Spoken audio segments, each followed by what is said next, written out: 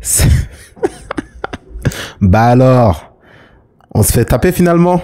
Salut tout le monde, j'espère que vous allez bien.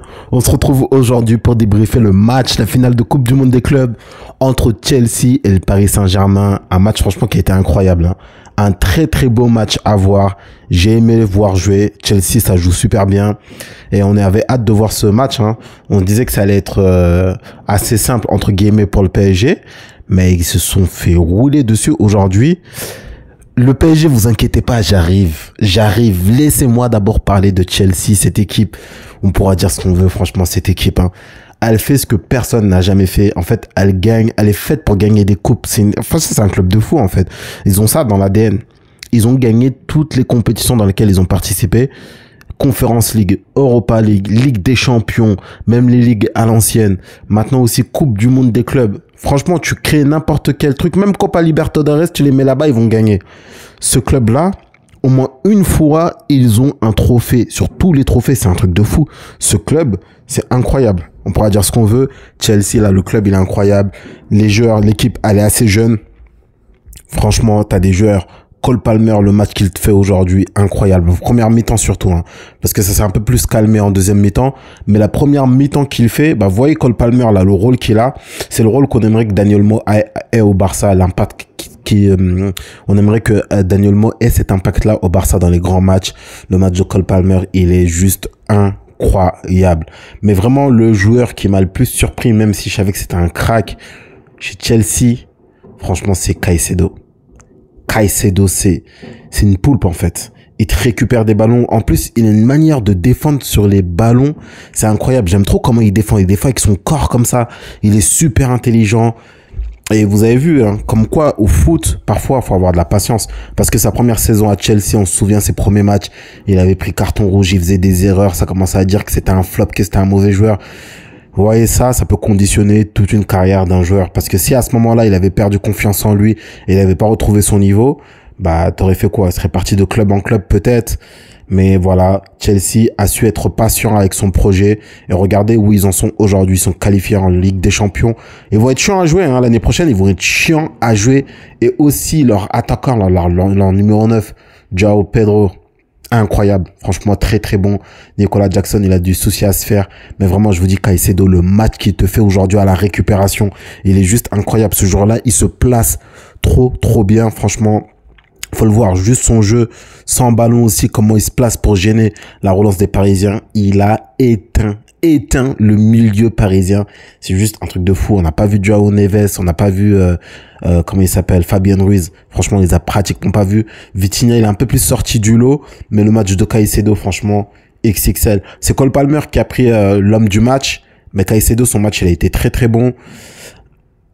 Chelsea, c'est une équipe, franchement, faut respecter. Tu peux aimer, ne pas aimer, aimer le projet, ne pas aimer.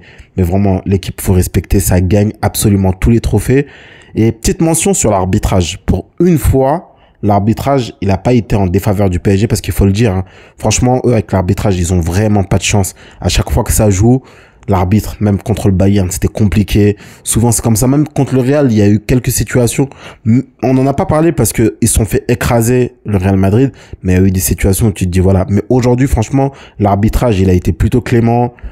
Un carton jaune à Caicedo, franchement, le carton jaune, il peut être contesté. Tu peux dire ce que tu veux. Et en fait, le problème, c'est que quand l'équipe, en fait, c'est ça que j'aime pas avec les arbitres. Parfois, t'as une équipe, elle mène, a fait une première mi-temps de folie.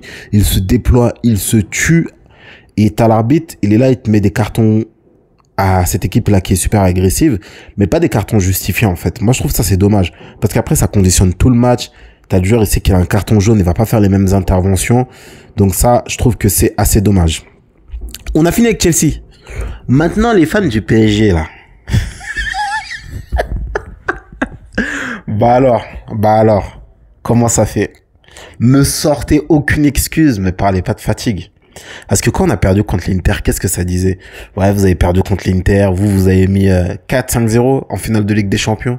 À l'Inter Milan, 5-0 à l'Inter Milan, franchement, c'était une grosse performance.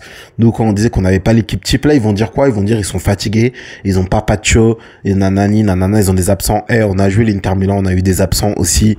On a fermé notre bouche après. Il n'y avait pas de latéraux, on n'avait pas de latéral titulaire, on n'avait pas de notre numéro 9, l'équipe, elle était fatiguée. Voilà. enfin, vous comprenez ce que c'est d'enchaîner une saison super longue, parce que ces derniers temps, vous avez l'habitude d'être éliminé en huitième de finale de Ligue des Champions, donc vous savez pas trop ce que c'est, mais c'est ça que ça fait, en fait. Alors, on a tout vu ces derniers temps, franchement, c'était fatigant. Moi, je disais, il me faisait rire, hein. Il me faisait trop rire parce on dirait des petits enfants comme ça. Ils savent pas trop quel type d'émotion ils peuvent avoir quand ils gagnent la Ligue des Champions. Ça voulait comparer avec le Barça de Pep, Barça 2011. Et les gars, faut doser. Barça de Pep, ils ont dit Barça 2011. J'ai même entendu Barça 2009, même Enrique 2015, ça faisait des compos farfelus, ça te sortait des trucs. Quand on leur disait, les gars, faut doser un peu, on disait quoi? Ils disaient, on avait le seum. C'est pas ça. C'est pas ça. Le football, en fait, c'est pas des additions, c'est pas des mathématiques, le football. C'est pas le Barça, il a perdu contre l'Inter Milan. Nous, on a giflé l'Inter, c'est-à-dire on est plus fort que le Barça. Le football, c'est pas ça. Donc aujourd'hui, ça veut dire quoi? Chelsea, c'est une bonne équipe, hein. Mais aujourd'hui, cette année, en Première Ligue, ils sont pas battus pour la Première Ligue. Ils sont battus pour une place en Ligue des Champions. Cette saison, ils ont pas joué la Ligue des Champions, ni l'Europa League. Ils ont joué la Conference League. Vous avez perdu contre cette équipe. Vous avez fait taper 3-0 et même à la deuxième mi-temps, ils ont levé le pied. Ils ont fait ressortir des cadres, ils les ont fait reposer. Qu'est-ce qu'on va dire maintenant? Ah, c'est ça, les gars. Le foot, c'est pas ça. C'est pas juste des mathématiques. Donc, toi, tu bats un tel, t'as mis tel score, t'as fait ceci, t'as fait cela. Faut prendre en compte tellement de choses. Non, on n'est même pas censé expliquer ça, mais vous nous avez tellement fatigués. Encore une fois, hein. Voilà, le foot, les gars, ça va vite, hein. S'ils avaient gagné aujourd'hui, le problème, c'est qu'on les a entendus encore pendant 5 ans, pendant 6 ans. Ouais, meilleure équipe, nanani, nanana. Après, par contre, faut pas faire de réécriture, hein. Faut pas faire de réécriture des deux côtés. C'est-à-dire, la saison du PSG, cette saison, elle est incroyable. Ils ont fait une saison XXL. Ça, y a pas de souci. Y a pas de souci. Mais maintenant, faut pas nous faire croire aussi que depuis le début de saison, ils frappent tout le monde. On se souvient, ils ont perdu contre Arsenal, ils ont perdu contre le Bayern. Pourquoi je dis ça? Parce que, on a vu beaucoup de fois aussi ces derniers temps, le Barça, on a battu quelle grande équipe cette année? Franchement, ils nous ont fatigués. On voulait pas, moi, je les voyais, je disais, ça me faisait rire parce que, tu sais, c'est un enfant, on dirait un enfant qui a reçu ses cadeaux à Noël comme ça. Il sait pas quel type d'émotion il va avoir. Mais, en fait, on leur apprend aussi l'humilité et que le football, c'est pas des mathématiques. C'est pas je gagne contre un tel, donc ça veut dire que, non, c'est pas ça. Quand tu joues une compétition de coupe comme ça, quand tu joues une compétition type coupe, celle qui gagne, c'est pas toujours la meilleure équipe, et je dis pas que le PSG c'est pas la meilleure équipe, mais moi je suis persuadé que tu mets un match PSG Barça là cette saison, et moi je parle pas de Barça de Pep ou je ne sais quoi, ça sert à rien d'avoir ces discours, mais cette saison je suis pas sûr que le PSG il passe. Je dis pas que le Barça il passe à 100%, mais je suis pas persuadé à 100% non plus que le PSG il passe. Vous avez vu ce match, vu qu'ils aiment bien faire des comparaisons, vous avez vu quand il y a une équipe qui presse vraiment, qui est très agressif et qui sait sortir les ballons. Et encore, Chelsea, ça sort pas le ballon comme le Barça. C'est pas le même niveau, hein. Le milieu de terrain de Chelsea, par contre, il est très physique. C'est un milieu de terrain qui est très très physique, mais c'est pas non plus un milieu de terrain incroyable. Pour moi, le milieu de terrain de Barcelone, il est supérieur à celui de Chelsea.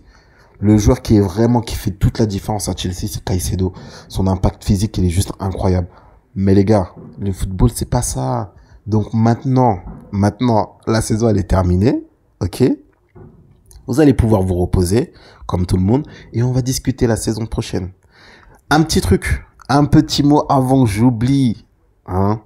Le débat de Ballon d'Or, il est peut-être plié. Dembélé, il va le prendre, il n'y a pas de souci, mais c'est pas le meilleur joueur. Je suis désolé, c'est pas le meilleur joueur. Ah, on pourra dire ce qu'on veut, c'est pas le meilleur joueur. Actuellement, au monde, le meilleur joueur, c'est Lamine Yamal. Fâchez-vous comme vous voulez, c'est pas mon problème. Le meilleur joueur au monde, footballistiquement parlant, intrinsèquement parlant, c'est Lamine Yamal. Tu trouves pas mieux? Me sortez pas Mbappé, me sortez pas je sais pas qui. Le meilleur joueur aujourd'hui dans le monde, c'est Lamine Yamal. Maintenant, si on donne le ballon d'or par rapport au niveau qu'un joueur il a affiché durant une saison, Lamine Yamal, il peut largement le prendre. Rafinha, il peut largement aussi le prendre. Voilà. Mais le match de Dembélé a été compliqué, hein. Il a été très très compliqué. Maintenant, comme j'ai dit, on va pas enlever tout ce qu'ils ont fait depuis le début de saison. L'équipe, elle est fatiguée. L'équipe, elle est très très fatiguée. Vous savez, ils ont joué combien? 67 matchs cette saison? Ils ont joué énormément de matchs, hein. Vous savez, les Strasbourg, les Nice, hein, le Havre, etc., etc. Ça fatigue. Donc, maintenant, reposez-vous bien. Profitez de la Ligue des Champions. Arrêtez de fatiguer les gens à faire des comparaisons débiles. Vraiment, des comparaisons, vous fatiguez les gens. Franchement, vous fatiguez tout le monde. Franchement, et même, j'ai vu même les fans du Real, ils trouvaient ça absurde. Franchement, donc, les gars, profitez, hein. Profitez. On va s'arrêter là. En tout cas, Chelsea, c'est un grand club. Chelsea, c'est incroyable ce qu'ils font depuis des années, hein.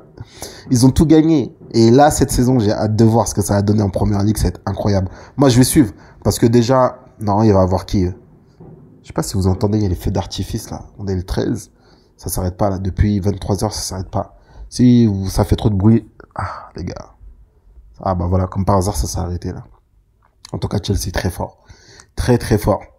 Très, très fort. Si vous voulez nous vendre Caicedo, il n'y a pas de souci, hein. Moi, je pense, vraiment, s'il y a un joueur de Chelsea que je veux, c'est Caicedo. Me dites pas, ouais, pour le mettre où, notre milieu de terrain, il est complet. Eh, laissez-moi prendre Caicedo. Il n'y a pas de souci.